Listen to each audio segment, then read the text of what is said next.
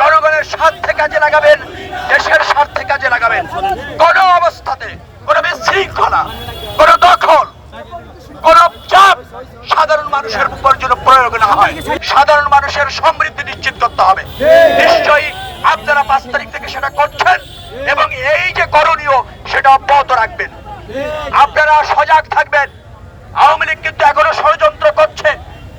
আজকে তারা বিভিন্ন জায়গায় আবার রাজনীতির নামে দমন পীড়ন, প্রকাশ্যে এসে হুমকি ধমকি এবং রাজপথে অরাজকতা করার চেষ্টা করেছে।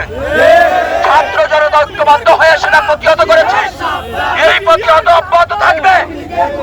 আপনারা সজাগ থাকবেন, ঐক্যবদ্ধ থাকবেন। দলের নির্দেশে জনগণ এবং ছাত্র জনতা হয়ে জনগণের সাথে থাকবেন।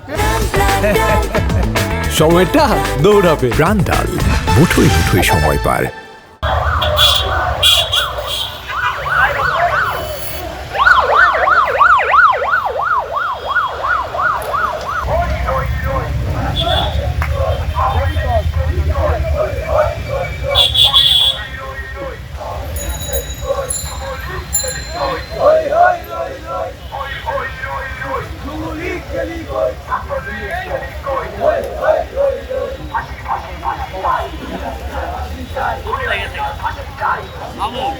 সবাই লেগেছে